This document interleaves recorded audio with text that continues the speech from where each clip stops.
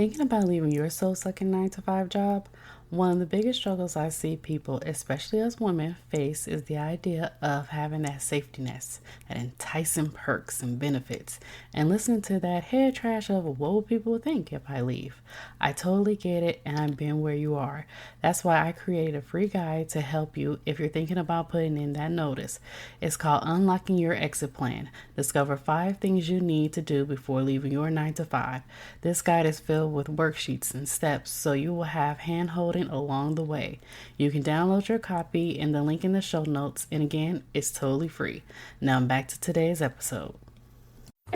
Hey there, let's face it, today's internet world is so saturated and everyone is fighting for that number one spot to be visible. It is no longer about running ads and having thousands of people on your email list. It is about building relationships and networking with others to grow your business and become visible.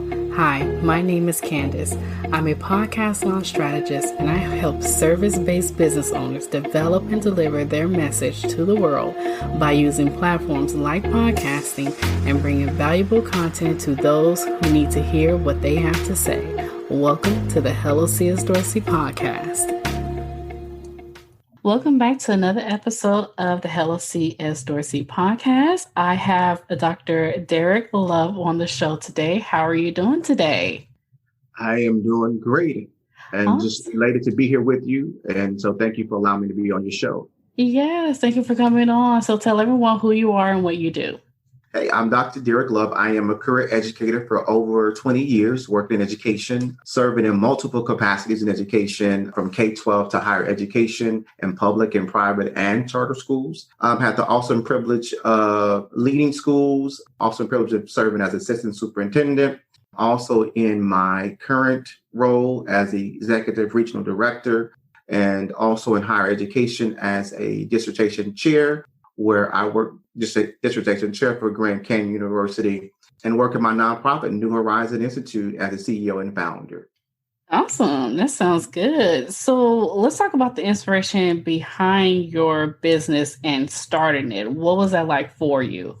I wanted to be able to truly kind of transform educational platforms, businesses, organizations, schools, districts, and really change the educational paradigm and really leaving a footprint in reform for education and really helping schools overcome some of the challenges as it relates to school turnaround, equity, training, and diversity. How do we provide increased professional development to increase student achievement? How do we put systems and structures in place to ensure that the teaching and learning efficacy and running the schools are overcome and they are running systemically and running smoothly? Districts and schools are meeting their targets. And when it came to corporations, going into corporations, being that motivational tool to speaking to increase productivity, to help them lead differently, to ignite sparks so that they could grow their businesses. And so that kind of led me into walking into my nonprofit and opening a nonprofit and really moving in the education and corporation field. And to bottom line is to be a servant and to inspire hope and to create change. I love it. So is this something that you always wanted to do, like in your younger years? Like, I know a lot of people isn't doing what they set out to do when they're younger because, of course, when you're young, you're like, just, I want to do this. And it's like, oh, no, never mind. Decide not to do that. Because I'm like one of them. Right. But was that something that you were always passionate about? No, not really. I think growing up, I always wanted to be a doctor or a physician. And so that was kind of my pathway that I wanted to be and become. Every kid aspires to live that dream. So that dream came shortfall when I got into college and I got into zoology and biology and my sciences. And I was like, oh, this is not my calling. So it kind of shook me a little bit like, yeah, you may want to, but this may not be the right fit for you. And so I went on through college and got a degree in psychology. And I remember in my senior year of college, God called me to ministry. And when God called me to ministry, I went to Southwestern Baptist Theological Seminary in Fort Worth, Texas. And it was in that moment that I started my first job and career in teaching. And from that point, and teaching, education became a part of who I was, a part of who I am. And it was just like it was a perfect match. And so when I came into education, it grabbed me, I grabbed a hold of it, and we just ran together. And here we are today, still running this race in education. And that's kind of how it's continued to evolve into the business, the work I do on a day-to-day basis. It's because out of that love and passion and how it gripped me and how it reciprocated. And now I'm doing what I love to do every single day. That's cool. That's really good. That's awesome. So, can you remember a time in your business or just starting out where you had like a hello moment? So, like a light bulb moment, like, yes, this is what I'm supposed to be doing. Absolutely. I think one of the moments I had, we were providing training to one of the districts here in Houston, Texas. When when you're providing that training and it's magical, and the conversation and the feedback that you receive and the conversations while you're providing the training is just so on point. And when you're moving into the lane and a rhythm and it feels good, that's when I understood this was my calling. This was what I was born to do. And it became a part of it was my fabric. It was my DNA. And so that moment became that light bulb switch that said, this is what I'm supposed to be doing. And so I've continued in that same vein of professional development, leading professional development, training, coaching, all those things because of that spark. And when that spark hit, it was like go full speed ahead. And I just ran full speed ahead and kept moving and kept pursuing it. And, God continued to open up doors so that I could, give and offer the gift that he gave me. That's cool. And during this, I like to ask questions as they come to me. So in doing so, were you like we like to call it happy afraid? Like, were you afraid, but you in the process, were you kind of happy? Because I want to talk a little bit, or if you can elaborate more on doing things while you're scared or when you have those butterflies in your stomach and you're nervous about doing a certain thing, especially when it comes to you and you're doing it and then you realize that, wow, this is really good, but I took that action, I took that step. Have you ever like experienced that? All the time. I still experience it today. To be honest with you. And I truly believe that there's a healthy fear. And in that healthy fear, it propels you, it pushes you, it motivates you, it encourages you, even when you think it's not possible, but you still act upon it anyway. And I think because you've seen some level measure of success, or it's built a level of confidence within you or stamina, you are more willing to put yourself out there and take that risk because of that healthy fear. And when you do that, it continues to evolve. And so you're always going to have some of that level of what I call it the level of healthy fear. But I think it keeps you grounded. It's necessary so that you're always moving at your best and being your authentic self. And I think when you're at your authentic self and your best, you're giving people the best of who you are, and they get the best. And in return, your business gets the best, and your personal and professional life, it gets the best. And all the way around, they're getting the best authentic you, which is the best. And therefore, it allows you to create, to evolve, to grow. And so it pushes you and propels you to move forward to the next level of your purpose. I love that. Healthy fear. You know that I never heard of that before. So I definitely have to write that down. I really like that. Healthy fear. That's awesome. So let's talk about practical tools and tips of how to move into your greater. Could you talk more about that?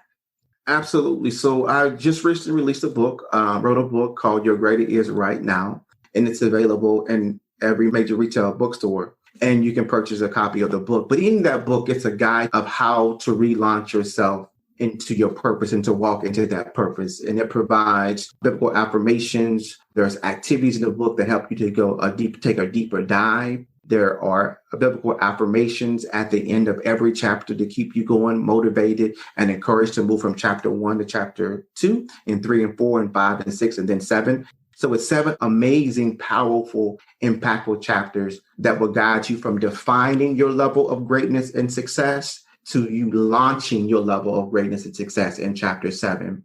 And then chapters 2 through 3 helps you unpack the layers of some of the reasons why you may not see yourself as being successful. So in chapter 4 and 5, you can begin to unlock your success. And then in 6 and 7, you can run forward and maintaining and meeting that level of success in your life and the purpose of your life. Awesome. I like that. A book with actual action that you can take. I love that. Because, a lot of time, a lot of nonfiction books, they have like things that people went through or what they did. But I'm like, okay, well, where's the action in this? So I like that you have certain action throughout the whole book. I really think that's really good. You're right. I thought it was very critical because sometimes, you get books, it's very theoretical based or it's my life story based. Yes. But it doesn't compel you, give you the tools necessary to walk it out. And so in this book, I wanted to make sure that my reader had the tools to walk it out. So I do share my experiences. I am very vulnerable in the book, but I wanted to be that coach. I wanted you to have the tools. I want you to be able to dig deep into your critical thinking and reflection, but I wanted you to move at the same time so that you didn't remain complacent or content in where you were and that you heard a good story that made you feel good. But I needed to motivate you and to ignite a spark in you to say, let me get up. Let me do these activities. Let me pursue my purpose and my passion, even at a greater rate and speed. Let me move forward, even though I thought, I couldn't, I can't, I'm not good enough. I have these self-defeating thoughts that I'm not worthy, but to let you know that you are worthy, that you're worth it. You're worth the investment. So come on, get up off the couch, get up off the seat and let's go. And throughout the book, you hear the coach in me to the reader, like, let's go, let's get up, let's move throughout the entire book. But there's also the action behind it as well, too, so that you can begin to do the work to build yourself so that you can move in purpose. I love it. Get off the couch. Stop watching Netflix. I love Yes. I was wondering who he was going to say that. Stop allowing people to tell you that, you can't do something. Stop allowing people to speak negatively in your life. You're not held back by your past experiences, things that you thought that someone may have told you that you weren't good enough. Erase that out of your mind, because when God created you, he created you and it was good. And so all of the greatness is already within you. Your greater teaches you how to unlock that and move forward into your purpose. I love that.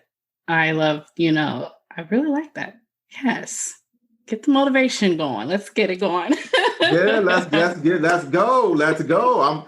Because I believe that, that it's already there. And so we just have to tap into it and then see ourselves in the lens and identity of who we are in Christ. And then we can walk anew and afresh. And the old that we were hanging on to, the baggage, the unforgiveness, it's time to release all of that, and it's time to move. And so I just want people to understand that they have purpose, and nobody can define success for you but you.